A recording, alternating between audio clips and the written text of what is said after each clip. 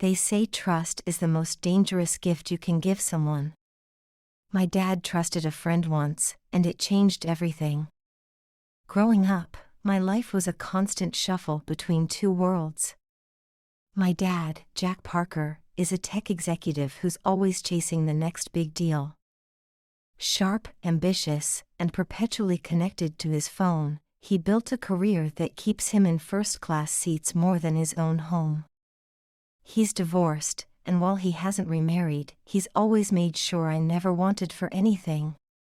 When he's around, it feels like he's trying to pack a month's worth of love into a weekend. And when he's gone, I just figure out how to manage. My mom, Sarah Mitchell, remarried years ago to Tom Mitchell. Tom's a good man, owns a chain of successful coffee shops downtown, and always makes an effort to include me. Together, they have 2 little kids who fill their house with Disney songs and scattered Legos. It's a happy home, warm and full of laughter. But I can't help feeling like I'm living on the edges of their perfect family portrait. Mom tries her best to make me feel at home, and Tom does too. But something about being in their space makes me feel like an outsider. Like I'm trying to squeeze into a frame where I don't quite fit. For short trips, when Dad's away for a day or two, I usually stay alone in his apartment. I don't mind it, I actually enjoy the quiet. It's like hitting pause on all the chaos. But when his trips stretch into a week or more, things get complicated.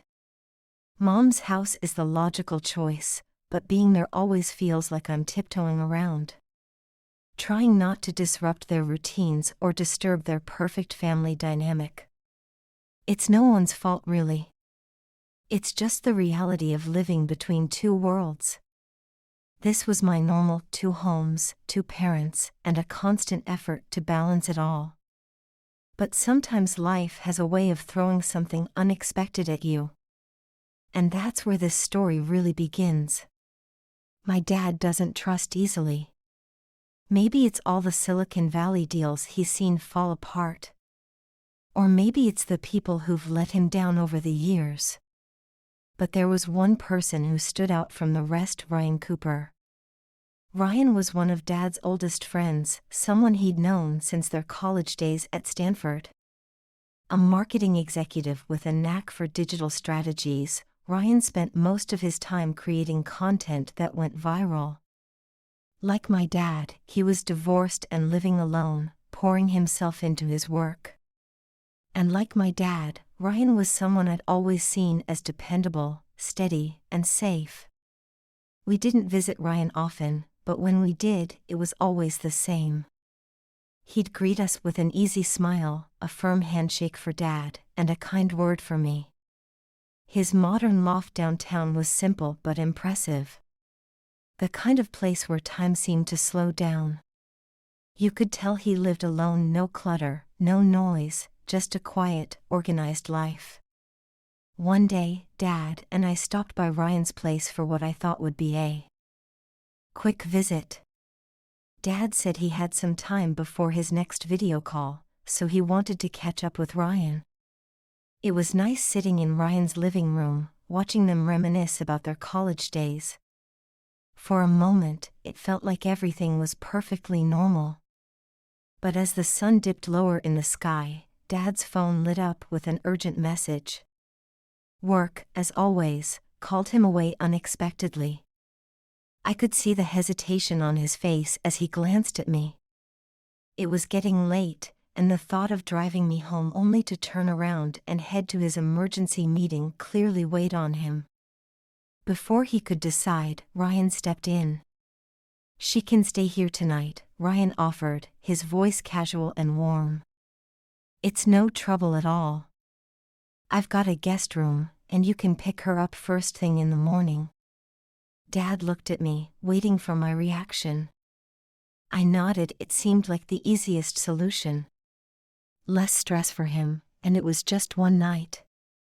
Ryan had always been kind, and I'd never had a reason to feel uneasy around him. I agreed, thinking it was no big deal. Dad thanked Ryan, hugged me, and promised to be back early. As I watched his Tesla disappear down the street, I didn't realize that decision would be the start of something I'd never forget. Ryan's loft had always felt like a safe retreat. He lived in one of those trendy converted warehouses downtown, where every unit had exposed brick walls and floor-to-ceiling windows. The kind of place where the loudest noise was the occasional siren or the hum of the city below. That evening was no different. After Dad left, Ryan and I sat in the living room, chatting about random things. He asked about school, what shows I was binging on Netflix, and whether TikTok was really killing Instagram. It was casual, the kind of small talk that fills the gaps in an unfamiliar setting. Ryan had always been easy to talk to, never too serious but never dismissive either. His calm, laid-back demeanor made you feel like you could talk about anything without judgment. He spent most of the time at his standing desk, typing away at his MacBook. The soft clicking of his keyboard became the background music for the evening. Every now and then, he'd turn around and ask me something. What I wanted for dinner, if I needed anything, if the Wi-Fi was working okay. I told him I was fine. I wasn't exactly comfortable yet, I barely knew him beyond being Uncle Ryan. But he was making an effort, and I appreciated that. At some point, he offered to order takeout. I don't cook much, he admitted with a laugh. But there's this great place nearby that does amazing poke bowls. You'll love it. I nodded, happy to have something to look forward to. While we waited for the food, I wandered around the loft, admiring the little things that told me more about Ryan's life. There were shelves lined with marketing awards, a couple of framed photos of him with my dad at tech conferences. Even some gadgets I couldn't begin to name. Everything about his space felt efficient, like every item had a purpose. Dinner arrived, and we ate at his kitchen island. Ryan cracked a few jokes about how terrible he was at cooking. I found myself laughing despite my nerves. He had this way of putting you at ease, like you didn't have to try too hard to keep up a conversation. It wasn't until the meal was over and the plates were cleared that the atmosphere began to shift. Ryan grabbed a bottle of expensive-looking whiskey from a cabinet and poured himself a drink. You good with a Coke? He asked, holding up a can. I nodded, taking the drink without thinking much of it. He leaned against the counter, sipping his whiskey as he asked me more questions. What I wanted to do after high school. Whether I ever thought about working in tech like him and Dad. He was genuinely curious, and for the most part, I felt fine answering. But as he poured himself another drink, his tone started to change.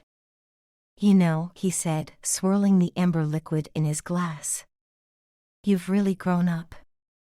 I remember when you were just a little kid, always hiding behind Jack's leg whenever you met someone new. I smiled awkwardly, unsure how to respond. The compliment felt strange, though I couldn't quite put my finger on why. He laughed it off, switching the subject to some Netflix show he thought I might like. But the words lingered in the back of my mind. By the time the clock struck 9, I was ready to call it a night. Ryan noticed me glancing at the time and asked, "You tired? Want me to show you the guest room?" I nodded, grateful for the excuse to escape the odd tension that had started to build. He led me upstairs to the loft's second level, showing me the small, neatly kept room where I'd be sleeping. The bed was already made with crisp white sheets and a soft gray duvet. Bathroom's just down the hall, he said, pointing. If you need anything, just holler. I'll be downstairs working for a bit. I thanked him, closed the door, and exhaled. Finally, some space to breathe. I sat on the edge of the bed, scrolling through my phone, trying to shake the uneasy feeling I couldn't quite explain. But as the night went on, the loft seemed to grow quieter and quieter. The kind of silence that makes you hyper-aware of every little sound. Downstairs, I could hear the faint clink of glass and Ryan's voice talking to someone on the phone. I couldn't make out the words, but the tone was different now, looser, almost slurred. It wasn't until the call ended and the silence returned that I started to feel something shift again. The quiet wasn't calming anymore. It was heavy, like the air itself had thickened. The silence stretched on, pressing against me like a weight. I tried to brush it off. Ryan was probably just focused on work or had gone to bed early. But as the minutes ticked by, something felt off. I couldn't hear the soft clatter of his keyboard. More. No faint hum of his voice. Just silence, thick and unsettling. I told myself I was overthinking. Still, curiosity or maybe concern got the better of me. I slipped out of bed, the cool hardwood floors creaking softly under my bare feet. Made my way toward the stairs. The loft was dim, lit only by the city lights filtering through the windows. As I descended, I noticed the strong scent of whiskey lingering in the air. When I reached the bottom, I found him. Ryan was slumped on the leather couch, an almost empty bottle on the coffee table. His head tilted back against the cushions. The TV flickered with a muted late-night show, casting his face in uneven shadows. He looked completely out of it, like he'd drunk himself into a daze. My first instinct was to leave him there. This wasn't my problem. But something stopped me. Maybe it was guilt, or maybe it was the idea of Dad trusting him to watch over me. "Ryan?" I called softly, standing a few feet away. He didn't respond. His eyes fluttered open briefly, glassy and unfocused, before drifting shut again. I hesitated, then walked closer, trying to shake him awake gently. "Ryan, you shouldn't sleep here. Let me help you to your room." He muttered something incoherent, his voice low and slurred. I couldn't make out the words, but it was clear he wasn't fully aware of what was happening. Carefully, I grabbed his arm and tried to lift him. He was heavier than I expected, his weight almost pulling me down as I guided him to stand. "Come on," I urged, keeping my voice steady even though my heart was racing.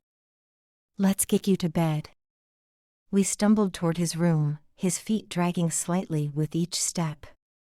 He was mumbling again, a mix of words that didn't make sense. Something about work, something about Dad, and then, "You're beautiful." The words hit me like a slap, sharp and disorienting. I froze for a second, unsure if I'd heard him right. But before I could react, he laughed a low, drunken chuckle and stumbled against me. "So grown up," he slurred, his face inches from mine. "Ryan, stop," I said firmly, trying to steady him without letting him get too close. "You're drunk. Let's just get you to bed." But he didn't stop. His hands, clumsy and unsteady, found their way to my shoulders, pulling me closer. I tried to push him away, but he was stronger than I expected in his drunken state. His face was so close now, his breath heavy with the smell of whiskey. Before I could move, he pressed his lips against mine. Panic shot through me like lightning. I twisted my body, pulling away from him as quickly as I could. "Ryan, no!" I shouted, my voice trembling. But his grip didn't loosen. His hands moved to my waist, fumbling and desperate as he tried to pull me closer again. I shoved him hard, my adrenaline surging as I managed to break free. "What are you doing?" I yelled, my voice cracking under the weight of my fear and anger. He stumbled. Ed back, dazed and confused, muttering something I couldn't understand. Without another word, I ran. My feet pounded against the stairs as I bolted back to the safety of my room. I slammed the door shut behind me, locking it with trembling hands. My heart was racing, my chest tight with a mix of shock, fear, and disbelief. I collapsed onto the bed, hugging my knees to my chest as tears streamed down my face. What had just happened? How could someone I'd trusted, even if only because Dad trusted him, do something like that? I felt sick, the weight of the moment pressing down on me like a suffocating fog. My mind raced with 1,000 questions, but none of them had answers. The rest of the night passed in a haze of fear and restless exhaustion. I stayed locked in my room, jumping at every sound, every creak of the loft. The morning couldn't come soon enough. The days after that night felt like a blur. I couldn't shake the heaviness in my chest or the echo of his words in my head. Every time I closed my eyes, I was back in that moment. His slurred voice, the way he grabbed me, the panic that surged through me. I wanted to forget, to bury it somewhere deep where it couldn't hurt me anymore. But it wasn't that simple. Dad picked me up early the next morning, just as Ryan had promised. I kept quiet the entire ride home, staring out the window at the passing city. Nodding along to Dad's usual questions. How was your night? Did you sleep okay? Was Ryan's guest room comfortable? He seemed so at ease, so unaware. And I didn't have the heart to shatter that peace. So I said nothing. Back at school, I tried to act normal. Pretended everything was fine when my friends asked about my weekend. Smiled when teachers called on me in class. But inside, I was screaming. Every notification on my phone made me jump. Terrified it might be Ryan trying to reach out. Explain away what happened. Or worse, pretend it never did. For a week, I carried the secret alone, letting it gnaw at me from the inside. I told myself it was better this way. That telling Dad would only make things worse. He trusted Ryan. They were friends, best friends. What would he even say? What would he do? But the weight of it all was unbearable. One evening, it finally spilled out. Dad was sitting in his usual spot on the couch, reading emails on his iPad, half watching the news. Dad, I began, my voice trembling. He looked up from his screen, his brow furrowing at my tone. I need to tell you something about Ryan. At first, I could see the confusion on his face. But as I described what happened that night, confusion turned to disbelief. And then to anger. I tried to keep my voice steady. But the tears came anyway, falling hot and fast as I recounted every detail. The drinks. The comments. The way he grabbed me. The kiss I never wanted. By the time I finished, Dad's hands were clenched into fists. His jaw tight. Why? Rage. He did what, he said, his voice low but sharp enough to cut through the air. And you waited this long to tell me? I didn't know how, I admitted, my voice barely a whisper. I didn't want to ruin things between you two. I thought it would just make everything worse. Dad didn't say much after that. He stood up abruptly, pacing the room. Like he was trying to contain the storm brewing inside him.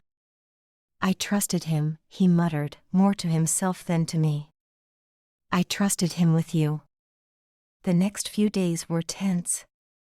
Dad barely spoke, his anger simmering just beneath the surface. I could see the hurt in his eyes. The betrayal. Ryan had been more than just a friend to him. He'd been like a brother. And now that bond was broken, I started seeing a therapist. Dad's idea. Dr. Sarah was kind and patient. She helped me understand that none of it was my fault. That speaking up was the right thing to do. even if it hurt. Even if it changed everything. 2 weeks later, Ryan showed up at our door. I wasn't home when it happened, but Dad told me about it afterward. Ryan had come to apologize, his voice heavy with regret as he pleaded his case. "I haven't seen you in days," he'd said. "I know why, and I can't live with myself if I don't make this right." He told Dad he'd quit drinking since that night, swearing he'd never touch another drop. Said that moment had been a wake-up call, a mirror held up to the worst parts of himself. "I'm sorry," he'd said, his voice breaking. "I'll never forgive myself for what I did to her. Or to you." Dad accepted the apology. But things were never the same. I could see it in the way he talked about Ryan. Or rather, didn't talk about him. Their friendship, once effortless and full of trust, became distant and strained. They stopped meeting up, stopped calling each other. The easy camaraderie they had shared was gone, replaced by an invisible wall neither of them could seem to cross. And I couldn't help but feel guilty. Guilty for telling Dad, even though I knew it was the right thing to do. Guilty for being the reason that trust was broken, for the friendship that was lost. I'd never meant to cause all this. I just wanted to feel safe again. But safety came at a cost. And it was one I couldn't ignore. Dad tried to hide it, but I knew he was struggling. He couldn't bear the thought of what Ryan had done, both to me and to their friendship. And neither could I. The weight of it all stayed with me. A constant reminder of how one moment could ripple out and change everything. Mom noticed something was different too. The way I flinched when someone touched me unexpectedly. How I'd grown quieter during my stays at her house. She tried to talk to me about it, but I couldn't bring myself to tell her. Not yet. It was enough that Dad knew. That he believed me. That he stood by me. Tom noticed too. He started being extra careful around me, making sure I always had my own space. Never entering my room without knocking first. Even though he didn't know why. My little half-siblings were the only ones who acted normal. Still bursting into my room with their endless energy. Still demanding piggyback rides and bedtime stories. Their innocence was comforting somehow. A reminder that not everything had to change. At school, my friends could tell something was off. But they didn't push. Maybe they thought it was just typical teenage drama. Or maybe they sensed it was something deeper. Either way, I was grateful for their quiet support. The way they included me in their plans. Even when I wasn't much fun to be around. Slowly, things started to feel more normal. Or at least, a new kind of normal. I learned to trust my instincts more. To speak up when something felt wrong. To set boundaries and stick to them. Dad and I grew closer through it all. Our weekend brunches became sacred time. No phones, no distractions. Just us, talking about everything and nothing. He started asking different questions now. Not just about school and friends. But about how I was really doing. What I was thinking. What I was feeling. And I started answering honestly. Even when the truth was hard. Even when it hurt. Because that's what trust really means. Not just believing in someone, but being willing to be vulnerable with them. To show them your scars. And trust them to handle them gently. Ryan's name came up less and less. Like a photograph slowly fading in the sun. Until he was just a shadow. A cautionary tale about trust and betrayal. Dad never fully recovered from losing his best friend. But he never once made me feel like it was my fault. "You did the right thing," he'd say whenever I doubted myself. Never question that. And slowly, I started to believe him. Even now, months later, I can't help but wonder. Did I do the right thing when I told my dad about what happened? I wasn't trying to hurt him. I wasn't trying to destroy a friendship that meant so much to him. I just couldn't keep it inside anymore. But seeing the pain in his eyes, watching the bond between him and Ryan fall apart, I started to question myself. Was there another way? Could I have handled it differently? Or was this the only path I could take? On one hand, I felt relief. I'd carried that moment with me like a weight. And telling Dad was the only way I could finally breathe again. But on the other hand, I felt guilty. So guilty. I'd taken something from my dad. Something he cherished. And now I can't help but wonder if the cost of my peace was too high. Last week, I saw Ryan at a coffee shop downtown. My heart stopped for a moment. He was sitting alone, staring at his laptop. Looking older somehow, more worn. He didn't see me. I slipped out before he could. But that glimpse brought everything rushing back. The fear, the guilt, the anger. All of it's still fresh, still raw. Dad says time heals all wounds. But some wounds leave scars that never quite fade. They become part of who you are. Reminders of what you've survived. Of what you've learned. My therapist says that's okay. That healing isn't about forgetting. It's about learning to carry the weight differently. About finding strength in the broken places. She tells me I'm stronger than I think. That speaking up took courage. That protecting myself wasn't selfish. Sometimes I believe her. Sometimes I don't. But I'm learning to live with the uncertainty. The questions that don't have easy answers. The choices that change everything. And maybe that's what growing up really means. Learning that life isn't black and white. That doing the right thing can still hurt. That trust, once broken, leaves cracks that never quite seal. But those cracks can let the light in too. They can show us who really stands by us. Who catches us when we fall. Dad and I talk about it sometimes. Usually late at night, when the world feels quieter. When the truth feels easier to speak. He tells me about his own struggles. About missing his friend. About the anger that still burns sometimes. But also about how proud he is of me. For being brave enough to speak up. For trusting him with the truth. Even when it wasn't easy. Mom knows now too. I finally told her last month. She cried, held me close. Said she wished she'd known sooner. Could have helped somehow. But sometimes help comes in its own time. When we're ready to receive it. My little siblings still don't know. They're too young to understand. But they sense the change in me.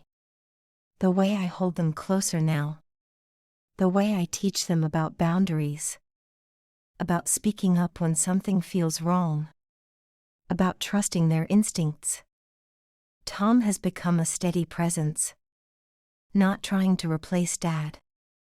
But offering his own kind of support.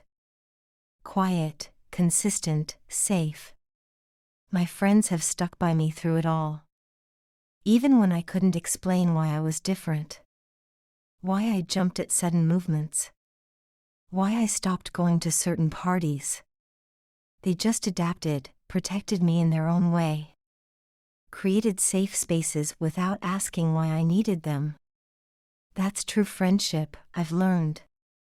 Not just being there for the good times. but standing guard during the bad ones. School is better now. I'm more focused, more present. The fog of fear has lifted somewhat, leaving room for other things. Dreams about college. Plans for the future. Hope for what comes next.